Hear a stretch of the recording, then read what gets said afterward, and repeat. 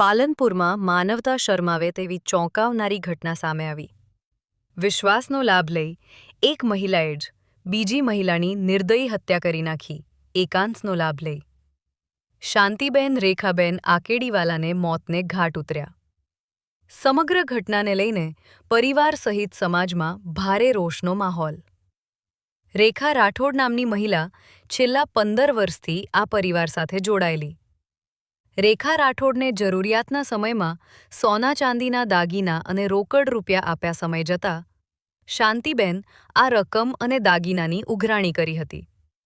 પહેલેથી જ ઘાતકી કાવતરું રચી રેખા રાઠોડ અને અન્ય 3 જેટલા શખ્સોએ મળીને કરપીણ રીતે હત્યા કરી. સમગ્ર ઘટનાની અરજીના આધારે પોલીસને જાણ થતાં જ પાલનપુર શહેર પશ્ચિમ પોલીસ તાત્કાલિક હરકતમાં આવી. પોલીસે મુખ્ય આરોપી રેખા રાઠોડ સહિત 2 આરોપીઓને કસ્ટડીમાં લીધા. ઘટનામાં સંડોવાયેલા અન્ય આરોપીઓની શોધખોળ તેજ કરવામાં આવી. આરોપીઓને કડકમાં કડક સજા કરવાની માંગ કરી.